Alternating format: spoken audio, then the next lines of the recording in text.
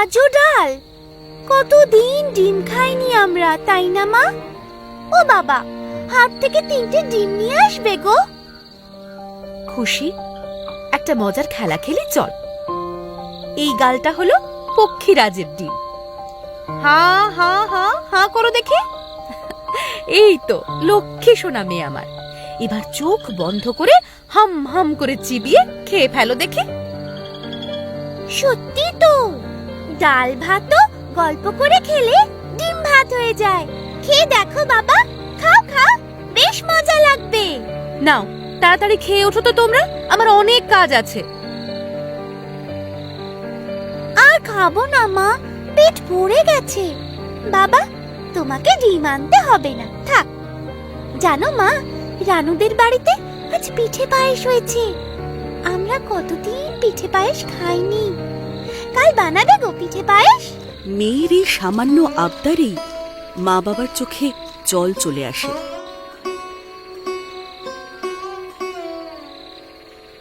খেয়ে উঠে মা খুশিকে ঘুম পাড়িয়ে দেয়, কিন্তু বাবা কিছুতেই দু চোখের পাতা এক করতে পারে না।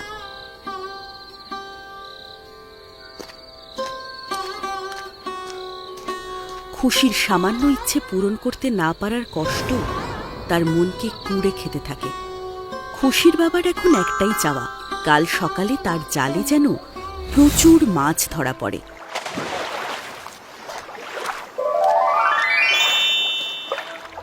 করুণাময় ঈশ্বরের কাছে হাত জোড় করে মেয়ের জন্য এক চিলতে খুশি ভিক্ষা চায় খুশির বাবা। খুশির মা খুশির বাবার এই কঠিন পরিস্থিতি আঁচ করতে পেরে বলে, খুশির কথায় শুধু শুধু মন খারাপ করো না, ছেলে মানুষ তো, অত কিছু বোঝার ক্ষমতা এখনো হয়নি। না গো না, মেয়ের কথায় মন খারাপ করতে যাব কেন? আমি শুধু ভাবছি কত লোকের ছেলে মেয়ে কত কিছু চায়, আর আমার মেয়ে এখনকার দিনে একটু পিঠে পায়েস খেতে চেয়েছে, শুধু ডাল ভাত না খেয়ে ডিম খাওয়ার বায়না করেছে।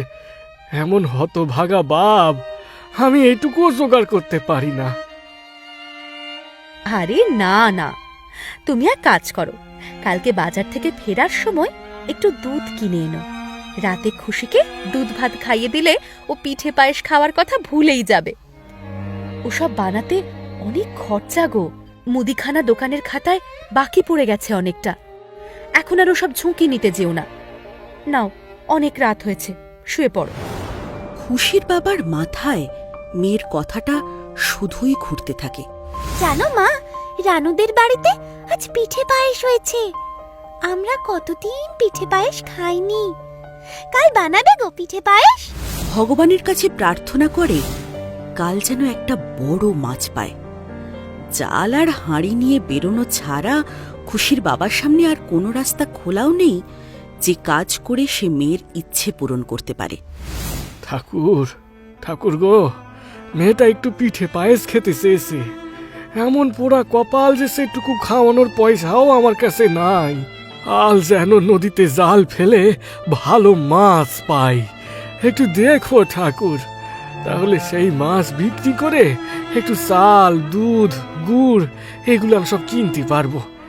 মেয়েটার যে বড় পায়েস খাওয়ার শখ।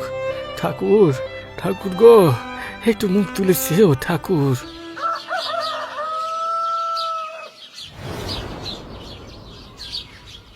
দুগ্গা দুগ্গা, সাবধানে যেও কেমন। সূর্য প্রণাম করে যাও। দেখো, আমার মন বলছে আজ ভালো মাছ উঠবে তোমার জালে। দুগ্গা দুগ্গা।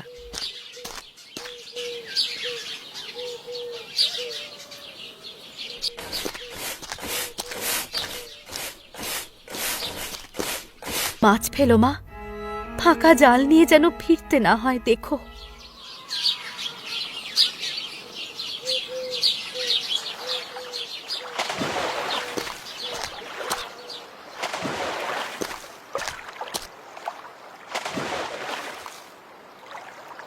বেলা গড়াতে থাকে, সূর্যের তেজ ক্রমশ বাড়তে শুরু করে, কিন্তু প্রত্যেকবার ফাঁকা জাল পেয়ে রাগে, দুঃখে, হতাশায় ভেঙে পড়ে খুশির বাবা। তবুও চেষ্টার কোনো ত্রুটি রাখে না সে। এই ইয়া! হ্যাঁ, থুর থুর, কার মুখ দেখে যে বাড়ি থেকে বেরিয়েছি কে জানে। 2-4টে পুঁটি মাছও উঠছে না আজকে। ওরা কপাল আমার, কি করবো এখন? আমি কোন মুখে বাড়ি ফিরবো বলো দেখিনি। হ্যাঁ, ও ঠাকুর, ঠাকুর গো, আমাকে পথ দেখাও ঠাকুর, না হলে তুলে নাও। মেয়ে বউয়ের আশা পূরণ করতে না পারার থেকে বড় কষ্ট আর কিছু নেই গো ঠাকুর। এই আমি জাল ফেললাম, তুমি দেখো ঠাকুর, তুমি দেখো। ঠাকুরকে ডেকে জলে জাল ফেলায় কিছুক্ষণের মধ্যেই জালে টান পড়ে।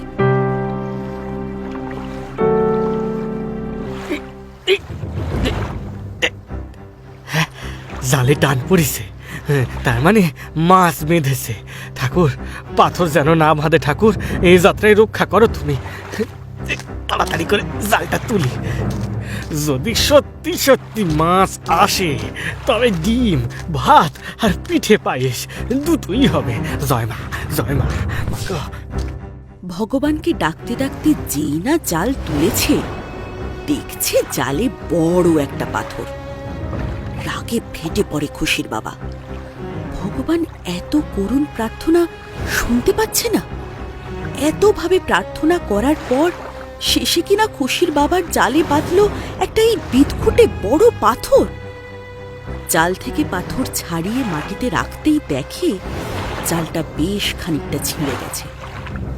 একে মাছ পেল না, উপরন্তু জাল ছিঁড়ল। পাথরটা যেই মাত্র জলে ছুঁড়ে ফেলতে যাবে, অমনি পাথর কথা বলে ওঠে। ফেলো না গো, ফেলো না, আমায় ফেলো না। তুমি আমার ছোট একটা উপকার করলেই তোমার আশা আমি পূরণ করে দেব। তোমার কি চাই বলো দেখিনি আমার থেকে? একে তো তোমার ভারে আমার জালটা ছিঁড়ে গেছে, আবার তোমার উপকার করব আশা করো কি করে বলো দেখি? আমাকে মাটিতে আস্তে করে রাখো আর মাথাটা ঠান্ডা করে বসো, সব বুঝিয়ে বলছি তোমায়। পাথর মাটিতে রাখতেই পাথর থেকে ঐশ্বরিক দ্যুতি বেরোতে শুরু করে। উফ, আমার হয়েছে যত জ্বালা, এত খাটাখাটনি করে শেষে কিনে একটা পাথর। ভয় পেও না, আমি তোমার কোনো ক্ষতি করব না। তুমি তো আমায় জল থেকে তুলেছ, তোমার উপকার আমি ঠিক ফিরিয়ে দেব। তুমি শুধু আমার এই ডান দিকের ভেঙে যাওয়া টুকরোটা লাগিয়ে দাও দেখি। উরি বাবারি বাবা, আমি কোথায় পাবো সেই টুকরো? আমি বাঁচি না নিজের সমস্যা নিয়ে, আর উনি এলেন আরেক বোঝা হয়ে। তুমি এখানে থাকো, আমি চললুম ওদিকের ঘাটে, দেখি কোনো মাছ পাই কিনা।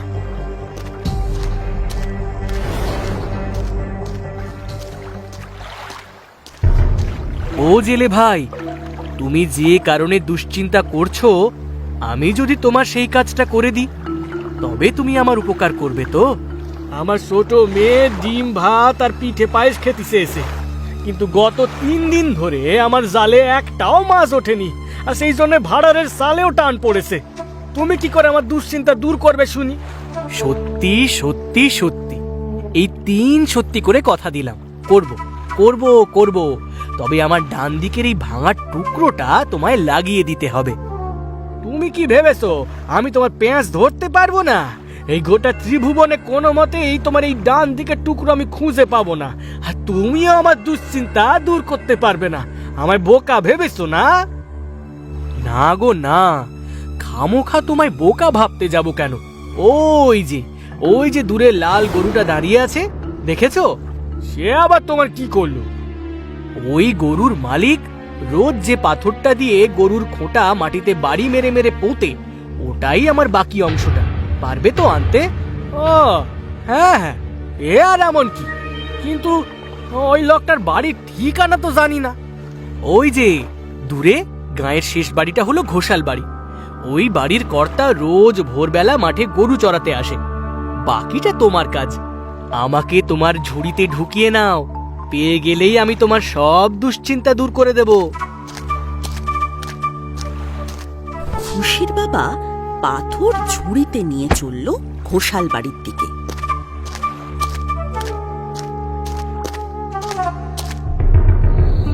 এতটা পথ হাঁটতে হাঁটতে প্রায় সন্ধ্যা হয়ে গেছে।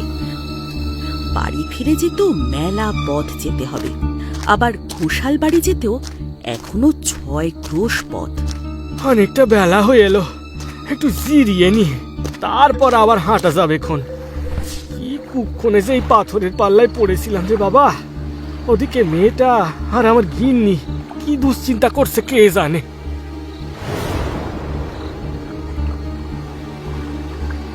একটা গাছের তলায় বসে বিশ্রাম নিতে গিয়ে ঘুমিয়ে পড়ে খুশির বাবা। যখন ঘুম ভাঙল তখন প্রায় মধ্যরাত।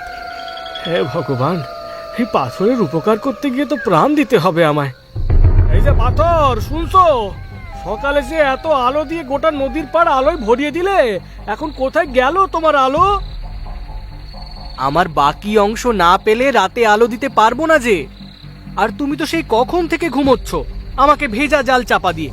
তোমাকে কখন থেকে কত করে ডাকছি, তোমার কান অব্দি কথাগুলো গেলে তবেই না। এদিকে বাবা বাড়ি ফিরছে না দেখে মা মেয়ের চিন্তার শেষ নেই। বাড়ির দালানে বসে কেঁদেই যাচ্ছে দুজনে মিলে। মাঝে মাঝে খুশি ঘুমে ঢলে পড়ছে মায়ের কোলে। খুশির মায়ের মন শুধুই কু ডাকছে, পথে ঘাটে কোনো বিপদ হলো কিনা সেই ভেবে। যে মানুষ কোনোদিনও সন্ধ্যার পর বাইরে থাকে না, সে আজ রাত্রি পর্যন্ত বাড়ির বাইরে। মা দুর্গা, তুমি আমার স্বামীকে রক্ষা করো মা। আমি আর কোনোদিনও ডিম ভাত পিঠে পায়েস খেতে চাইবো না।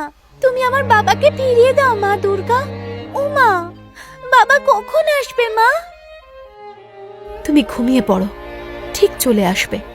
হে ঠাকুর, সবকিছু মঙ্গল করো। রাত আস্তে আস্তে ভোর হয়। নাও নাও, এবার উঠে পড়ো দেখি, সকাল হয়ে এসেছে। এবার পা চালিয়ে ঘোষাল বাড়ি চলো, আর আমার শরীরের বাকি অংশটা চেয়ে নাও। একে বাড়ির চিন্তায় আমার কলজে মাথায় উঠেছে। এদিকে উনি আছেন উনার শরীরের অংশ খোঁজার তালে। এটুকু বুঝতে পেরেছো গোটা রাতটা কিভাবে কাটালাম?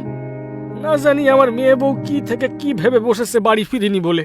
খুশির বাবা ঝুড়ি আর জাল কাঁধে নিয়ে চলল ঘোষাল বাড়ির দিকে। পথে ঘাটে দু একজনকে ঘোষাল বাড়ির রাস্তা জিজ্ঞেস করে সে এসে পৌঁছায় ঘোষাল বাড়ির দরজায়। তখন সবেমাত্র তারা গরু নিয়ে মাঠের পথে বেরোচ্ছে। সাত সকালে এমন অচেনা মানুষ মুখের সামনে দাঁড়ালে কে না বিরক্ত হয় বলো? বলছি, একটু শুনবেন? আপনার সাথে একটু কথা ছিল যে। আপনি এই ঘোষাল বাড়ির লোক তো? হ্যাঁ, কিন্তু সাত সকালে আপনি কে মশাই?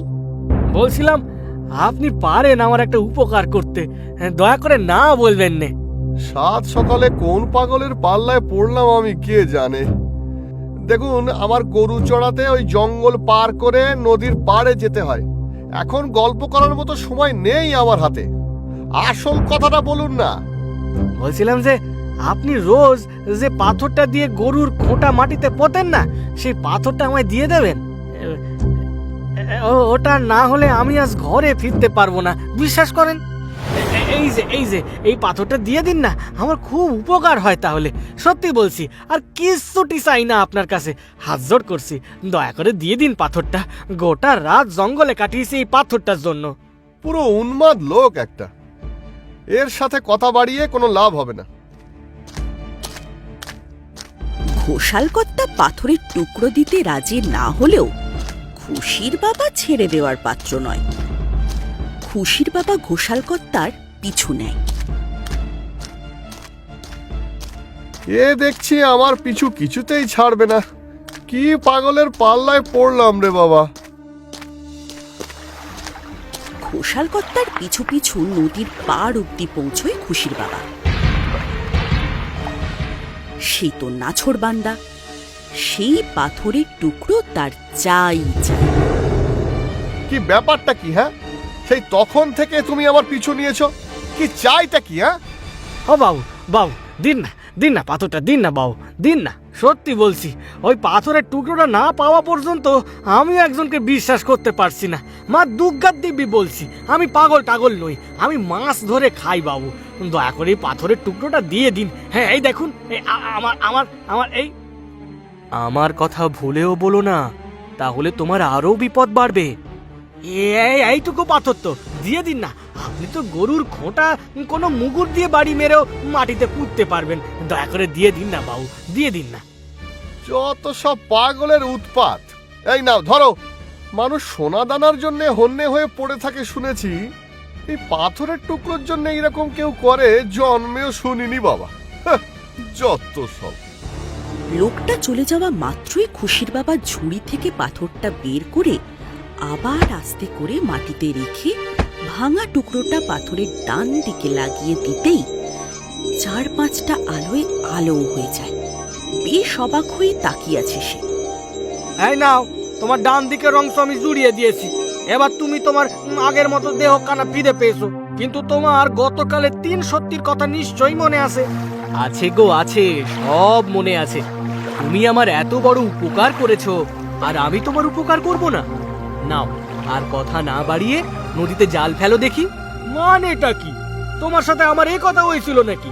কাল গোটা রাত বাড়ি ফিরতে দাওনি আমায়, এখন আবার মাছ ধরে বেলা গড়িয়ে দিয়ে আর কি। তুমি জানো তো, তুমি মেলা কথা বলো, যা বলছি তাই করো, জালটা জলে ফেলো।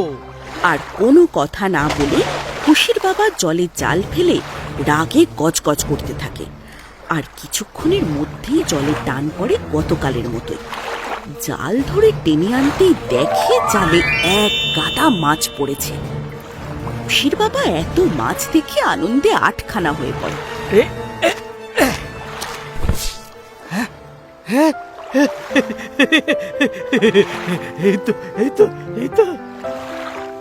নাও, নিজে অনেক আনন্দ করেছো, এবার এই মাছগুলো তাড়াতাড়ি হাটে বেচে পিঠে পায়েসের জন্য যা যা কিনতে হয় সেগুলো কিনে, আর এই ঝুড়ি ভর্তি ডিম কিনে বাড়ি চলো দেখি।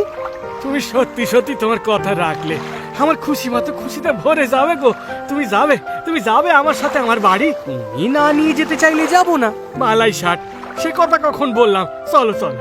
খুশির বাবা হাটে গিয়ে সব মাছ বিক্রি করে ঝুড়ি ভর্তি ডিম আর পিঠে পায়েস খাওয়ার সরঞ্জাম কিনে বাড়িতে যেতেই খুশি আর তার মায়ের ধরে প্রাণ ফিরে আসে।